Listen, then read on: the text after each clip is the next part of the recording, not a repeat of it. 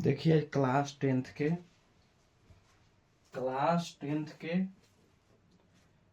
Physics के पहला chapter start कर रहे हैं और वो मतलब पीपीटी के माध्यम से। सबसे पहला बार आज पीपीटी के माध्यम से पढ़ा रहे हैं, पीपीटी के माध्यम से। ठीक है, आप लोग को बढ़िया लगेगा तो इसको लाइक भी करिएगा। देखिए यहाँ सबसे पहले आपको बता रहे हैं कि परावर्तन। यहाँ पे देखिए परावर्तन, थोड़ा सा टाइपिंग में गलती हो गया। परावर्तन यानी कि प्रकाश के परावर्तन। आज मतलब फिजिक्स के क्लास 10th के पहला चैप्टर मतलब आज बताने जा रहे हैं, मतलब पढ़ाने जा रहे हैं। ठीक है, देखिए उसके आगे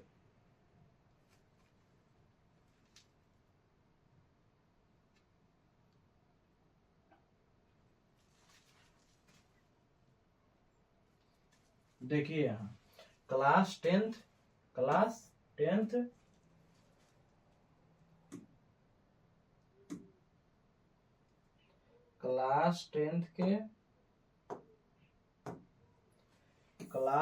के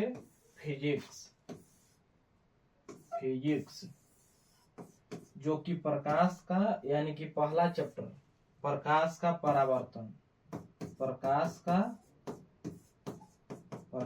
का पढ़ाने जा रहे हैं। ओहो आज मतलब फर्स्ट बार मतलब पीपीटी के माध्यम से मतलब समझाने जा रहे हैं। जैसे देखिए यहाँ पे, चलो देखिए उसके आगे देखिए। सबसे पहला चीज है कि मतलब प्रकाश क्या है। सबसे पहले यहाँ पे दिया हुआ कि प्रकाश क्या है।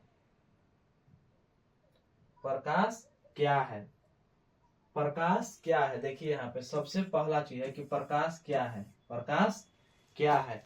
तो सबसे पहले हम लोग को समझना है कि देखिए यहाँ पे प्रकाश क्या है। प्रकाश एक प्रकार का क्या है, ऊर्जा है। क्या है, ऊर्जा है। सबसे पहले प्रकाश के बारे में हमको समझना है कि प्रकाश क्या है, ऊर्जा है, जिसकी सहायता से हम किसी वस्तु को देख सकते हैं। कोची कर सकते हैं, देख सकते हैं। जैसे मान लीजिए कि प्रकाश नहीं रहा तो हम किसी भी वस्तु को नहीं देख पाएंगे। जैसे मान लीजिए कि देखिए यहाँ पे प्रकाश और क्या है। प्रकाश के बारे में और क्या है।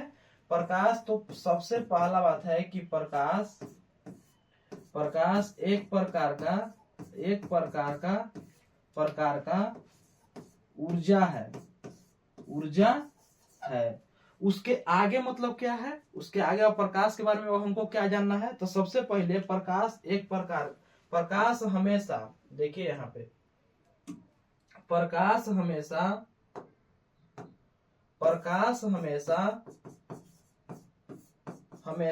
सीधी रेखा में गमन करती है। उसके आगे प्रकाश के बारे में और क्या है तो यहाँ पे समझना। देखिए यहाँ पे सब स्टार देखिए, जितना भी प्रकाश के बारे में लिखवा रहा है सब एनसीईआरटी के माध्यम से पढ़ा। जितना भी एनसीईआरटी में दिया हुआ है सब उसी के माध्यम से पढ़ा रहे हैं। देखिए प्रकाश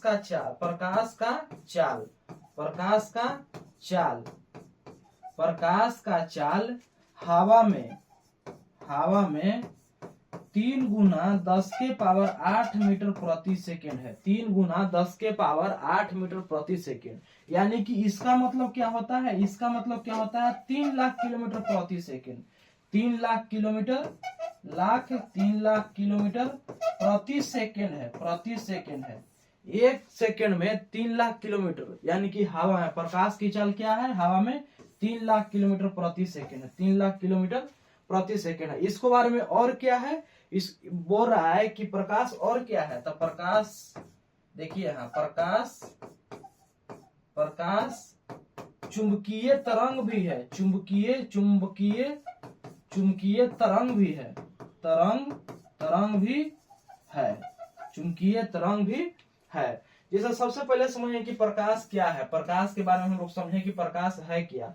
तब बिना प्रकाश के मतलब हम लोग को दिखाई नहीं देता। इसीलिए मतलब बोला जाता है कि प्रकाश एक प्रकार का क्या है, ऊर्जा है। एक प्रकार का ऊर्जा है जिसकी सहायता से हम किसी वस्तु को देख सकते हैं। उसके आगे देखिए, आप लोग देखिए, उसके आगे है कि प्रदीप्त वस्तुएं क्या है। अब प्रदीप्त वस्तु के बारे में समझना है कि प्रदीप्त वस्तु है क्या। तब जो वस्तु मतलब वैसा वस्तु जो प्रकाश उत्सर्जित करता है, जिससे प्रकाश निकलता है, जैसे मान लीजिए कि बिजली से जो बल्ब जलता है, जो प्रकाश निकालता है, उसी को क्या कहते हैं? प्रदीप्त वस्तु। जो प्रकाश उत्सर्जित करता है उसे क्या कहते हैं? प्रदीप्त वस्तुएं कहते हैं, प्रदीप्त वस्तुएं कहते हैं। जैसे मान लीजिए कि सूर्य है, बल्ब है, टॉर्च है इत्यादि, ये सब क्या है? प्रदीप्त वस्तुएं हैं। उससे आगे देखिए, और उससे आगे देखना है कि मतलब अप्रदीप्त वस्तुएं क्या है, उसके आगे देखिए क्या, और आगे क्या है? अप्रदीप्त वस्तुएं, यानी कि अप्रदीप्त वस्तुएं के बारे में समझिए। अप्रदीप्त वस्तुएं क्या है? जो प्रकाश उत्सर्जित नहीं करता हो, जिससे प्रकाश उत्सर्जित नहीं होता हो। जैसे देखिए यहाँ पे अप्रदीप्त वस्तुएं क्या है? जैसे मान लीजिए कि पौधा है, तो पौधा तो प्रकाश उत्सर्जित नहीं करता है। जैसे मान लीजिए कि साइकिल है, तो साइकिल प्रकाश उत्सर्जित नहीं करता है, प्रकाश उत्सर्जित नहीं करता हो, उत्सर्जित नहीं करता हो। फिर देखिए तो चंद्रमा, फिर उसके आगे किताब, फिर यहाँ पे देखिए साइकिल, पेड़, ये सब प्रकाश उत्सर्जित नहीं करता हो। जैसे मान लीजिए, देखिए उससे आगे देखिए, अप्रदीप्त वस्तुएं समझ ली। अब उससे आगे समझना है कि अप्रदीप्त वस्तुएं के आगे क्या है। अब यहाँ पे देखिए, ओकर आगे देखिए, उसके आगे क्या है कि प्रकाश का प्रकीर्णन क्या है, उससे आगे समझना है अप्रदीप्त वस्तु के बाद। कि मान लीजिए कि प्रकाश के प्रकीर्णन किसे कहते हैं, है क्या? प्रकाश का प्रकीर्णन क्या है? तो उसमें देखिए बोल रहा है कि जब प्रकाश वायुमंडल में मौजूद कोई चीज धूल कण सूक्ष्म कणों से टकराकर चारों तरफ फैल जाता है। जैसे मान लीजिए कि वायुमंडल है, वायुमंडल में क्या है? धूल है, कण है, सूक्ष्म कण है, से टकराकर चारों तरफ क्या हो जाता है? फैल जाता है। उसी को क्या कहते हैं? प्रकाश का प्रकीर्णन कहते हैं। क्या कहते हैं? प्रकाश का प्रकीर्णन कहते हैं। जैसे मान लीजिए कि देखिए यहाँ पे ये सूर्य का प्रकाश है, सूर्य के प्रकाश मतलब मान लीजिए कि आ रहा है, यहाँ पे मतलब पूरा क्या है? धूल कण है। धूल कण के कारण क्या हो रहा है? प्रकाश चारों तरफ क्या हो जा रहा है? फैल जा रहा है। उसी को क्या कहते हैं? प्रकाश का प्रकीर्णन कहते हैं। क्या कहते हैं? प्रकाश का प्रकीर्णन कहते हैं। उससे आगे देखिए, उससे आगे क्या कहता है? उससे आगे है कि देखिए तो यहाँ पे किरण पुंज। सबसे पहले किरण पुंज किसको कहते हैं? सबसे पहले आपको समझना है कि किरण पुंज कहते किसको हैं। किरण पुंज के प्रकार दे रहे कि किरण पुंज 3 प्रकार के होते हैं। कितना प्रकार के? 3 प्रकार के। लेकिन सबसे पहले समझना है कि किरण पुंज है क्या। तो यहाँ पे समझिए किरण पुंज क्या है। तो किरणों के समूह को किरण पुंज कहते हैं। किरण पुंज कहते हैं। किरण पुंज को प्रकाश पुंज भी कहते हैं। किरण पुंज को प्रकाश पुंज भी कहते हैं। अब हमको उससे आगे समझना है कि किरणों के समूह को किरण पुंज कहते हैं। हमको उससे आगे समझना है कि किरण पुंज कितना प्रकार के होता है। किरण पुंज कितने प्रकार के होते हैं? तो किरण पुंज 3 प्रकार के होते हैं। पहला समांतर किरण पुंज, दूसरा अपसारी किरण पुंज, तीसरा अभिसारी किरण पुंज। अच्छा, ये पहले हमको बताइए, अब इस तीनों के बारे में हम डिटेल बताएंगे कि तीनों के बारे में। मतलब मान लीजिए कि समांतर किरण पुंज है, तो समांतर किरण पुंज किसको कहते हैं? अपसारी किरण पुंज कहते हैं। किसको कहते हैं? इसको स्क्रीनशॉट कर लीजिए। उससे आगे देखिए, उसके आगे क्या है? उससे आगे है कि समांतर किरण पुंज किसको कहते हैं। समांतर किरण पुंज किसे कहते हैं? तो यहाँ पे समझिए, वैसा किरण पुंज जो एक दूसरे के समांतर हो, एक दूसरे को क्या हो? समांतर हो, उसे समांतर किरण पुंज कहते हैं। जैसे मान लीजिए कि देखिए यहाँ पे देखिए तो ये सीधा रेखा जा रहा है, क्या है? उसके देखिए तो जितना डिस्टेंस, मतलब मान लीजिए कि यहाँ से यहाँ तक जितना डिस्टेंस है, मान बीच में कहीं भी ना पिएगा, तो समांतर का मतलब होता है कि इसका डिस्टेंस हर एक जगह क्या होना चाहिए? बराबर होना जाना चाहिए। उसी को क्या कहते हैं? समांतर किरण पुंज कहते हैं। समांतर किरण पुंज जो एक दूसरे का समांतर हो। उससे आगे देखिए, समांतर किरण पुंज से आगे देखिए, बोल रहा है कि उससे आगे अपसारी किरण पुंज किसको कहते हैं? तो अपसारी किरण पुंज देखिए, पहले यहां समझिए बढ़िया से। वैसा किरण पुंज जो एक बिंदु से जो एक बिंदु से निकलकर एक बिंदु से निकलकर चारों ओर फैल जाती है, चारों ओर फैल जाती है, उसी को क्या कहते हैं? अपसारी किरण पुंज, अपसारी किरण पुंज, अपसारी किरण पुंज कहते हैं, अपसारी किरण पुंज कहते हैं। जैसे मान लीजिए कि देखिए यहाँ पे, जैसे मान लीजिए कि एक बिंदु से निकलकर चारों ओर फैल जाती है, एक देखिए तो यहाँ पे जैसे मान लीजिए यहाँ पे टॉर्च बारती है, ये क्या बार है? हम टॉर्च बारे हैं। जब टॉर्च बारते हैं तो यहाँ पे इस साइड एक ही बिंदु से न निकलता है, जब टॉर्च बारते हैं तो प्रकाश एक बिंदु से निकलता है लेकिन चारों तरफ फैल जाता है। जैसे मान लीजिए कि बॉल बढ़ रहा है, क्या बढ़ रहा है? बॉल बढ़ रहा है, लेकिन बॉल क्या है? एक बिंदु पर बढ़ रहा है, लेकिन इसका लाइट देखे तो चारों तरफ फैल गया है। चलिए इसके आगे देखिए, इसको स्क्रीन शॉट कर लीजिए, इसको स्क्रीन शॉट करिए। उससे आगे देखिए, उससे आगे क्या है? उससे आगे है कि अपसारी किरण पुंज किसको कहते हैं? अपसारी किरण पुंज क्या है? अपसारी किरण पुंज है क्या? तो अपसारी किरण पुंज देखिए यहाँ पे, समझिए बढ़िया से, वैसा किरण पुंज जो चारों तरफ से आकर, यानी कि सभी दिशाओं से आकर एक बिंदु पर मिलती है, एक बिंदु पर मिलती हो, उसे क्या कहते हैं? उसे अभिसारी किरण पुंज कहते हैं, अभिसारी किरण पुंज कहते हैं, अभिसारी किरण पुंज कहते हैं। जैसे मान लीजिए देखिए यहाँ पे, जैसे मान लीजिए कि यहाँ पे देखिए ये एक बिंदु है, ये एक बिंदु, यानी कि मान लीजिए कि ये चारों पट्टी देखिए तो यहाँ ई साइड से भी, ई साइड से भी, ई साइड से भी, यानी कि चारों पॉइंट, चारों दिशा से एक बिंदु पर सब आकर मिल जाती है, तो उसी को क्या कहते हैं? अभिसारी किरण पुंज कहते हैं। क्या कहते हैं? अभिसारी किरण पुंज कहते हैं। जैसे उसके आगे देखिए, इसको स्क्रीनशॉट कर लीजिए पहले। उससे आगे क्या है? उससे आगे है कि पारदर्शी पदार्थ क्या है? तो पारदर्शी पदार्थ देखिए, समझिए यहाँ पे पारदर्शी पदार्थ क्या है? वैसा पदार्थ देखिए यहाँ पे लिखा हुआ परिभाषा कि वैसा पदार्थ जिनसे होकर प्रकाश आसानी से आर पार कर जाती है। जैसे मान लीजिए कि यहाँ पे देखिए तो शीशा के गिलास है, और शीशा के गिलास जब इस साइड हम बॉल मारते हैं तो उस साइड नहीं जाता है, इसी को कहते हैं, क्या कहते हैं? देखिए कांच, पानी, हवा इत्यादि, जिससे प्रकाश होकर, यानी कि जिससे प्रकाश आर पार कर जाती है, उसी को क्या कहते हैं? पारदर्शी पदार्थ कहते हैं। क्या कहते हैं? पारदर्शी पदार्थ कहते हैं। उससे जैसे देख लीजिए यहाँ पे सब दिया हुआ है, सब फिगर के साथ दिया हुआ है। देखिए यहाँ पे ये बोतल है, उजला व्हाइट बोतल है, व्हाइट बोतल में पानी रखा हुआ है। उससे आगे समझिए, उससे आगे क्या है? उससे आगे है परभासी पदार्थ क्या है? परभासी पदार्थ क्या है? तो परभासी पदार्थ देखिए बढ़िया से, पहले इसको समझिए, परभासी पदार्थ क्या है।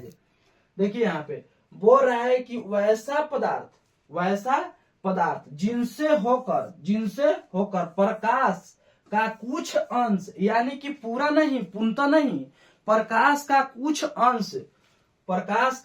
अंश आर पार करता है, यानी कि उसका प्रकाश का पूरा अंश आर पार नहीं होता है, उसका कुछ अंश आर पार करता है, उसी को क्या कहते हैं? परभासी पदार्थ कहते हैं, परभासी पदार्थ कहते हैं। जैसे मान लीजिए कि उदाहरण दिया हुआ है कि घिसा हुआ कांच, जैसे मान लीजिए कि कांच जब रगड़ा जाता है तो मतलब कांच के आर पर पूरा दिखाई नहीं देता है। जैसे लगा, देखिए यहाँ पे उससे आगे तेल लगा हुआ कागज, जब तेल से जब कागज भीग जाता है तो उसके आर पर पूरा नहीं दिखाई देता है। जैसे मान लीजिए कागज इत्यादि सब यहाँ पे दिया हुआ है। देखिए यहाँ पे घिसा हुआ कांच। उसके आगे देखिए, इसको स्क्रीनशॉट पहले करिए। उसके अपारदर्शी पदार्थ, उसके आगे क्या है? अपारदर्शी पदार्थ। उसके आगे है कि अपारदर्शी पदार्थ क्या है? अपारदर्शी पदार्थ है क्या? तो देखिए वैसा पदार्थ जिनसे होकर प्रकाश आर पार नहीं करता हो। जैसे मान लीजिए कि देखिए यहाँ पे, जैसे मान लीजिए कि कॉपी है, देखिए तो यहाँ पे मान लीजिए कि कॉपी है, ये कॉपी से जब कॉपी यहाँ पे जब बारेंगे तो यहाँ पे क्या होगा? यहाँ पे क्या होगा? इस साइड अगर प्रकाश जब हम लाइट मारेंगे तो उस साइड जाएगा? नहीं जाएगा। तो इसी को क्या कहते हैं? अपारदर्शी पदार्थ कहते हैं। क्या कहते हैं? अपारदर्शी पदार्थ कहते हैं। जैसे मान लीजिए कि लकड़ी जब मान लीजिए कि एक साइड मान लीजिए कि लकड़ी ले लिए, कोई भी लकड़ी ले लिए तो उसके आर पर दिखाई देगा। फिर देखिए मान लीजिए कि जब कोई लोहा मतलब मोटा लोहा है, उसको जब इस साइड लाइट मारेंगे तो जाएगा उस साइड। जैसे मान लीजिए पत्थर है, यहाँ पे देखिए ईंट, देखिए यहाँ पे एग्जाम्पल दिया हुआ, जब ईंट पर लाइट मारेंगे तो उस साइड लाइट नहीं जाएगा। इसी को अपारदर्शी, यानी कि सीधा सीधा समझ जाइए कि जिसके आर पार दिखाई नहीं देता हो, जिसके आर पार प्रकाश नहीं जाता हो, उसी को क्या कहते हैं? अपारदर्शी पदार्थ। अपारदर्शी पदार्थ, इसको पहले स्क्रीनशॉट कर लीजिए। देखिए उसके आगे क्या है, अब देखिए यहाँ पे से मतलब देखिए यहाँ पे बढ़िया समझिए, ये यहाँ पे है प्रकाश के परावर्तन, प्रकाश का परावर्तन। प्रकाश के परावर्तन का मतलब क्या है, यहाँ पे समझिए पहले इसको। प्रकाश के परावर्तन के मतलब क्या है, यहाँ पे देखिए बोल रहा है कि जब प्रकाश किसी वस्तु से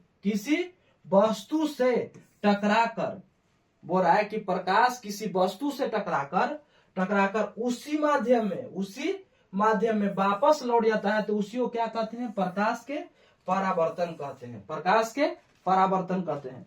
जैसे मान लीजिए, देखिए यहाँ पे, जैसे मान लीजिए कि देखिए यहाँ पे, जैसे मान लीजिए यहाँ पे लाइट बार रहा है, लाइट बार तो रिफ्लेक्ट होकर फिर कहाँ जा रहा है? देखिए तो यहाँ पे जा रहा है। यहाँ पे जब लाइट बढ़ रहा है तो इससे जब रिफ्लेक्ट हो रहा है तो कहाँ जा रहा है? देखिए तो इसी का प्रकाश के परावर्तन कहते हैं।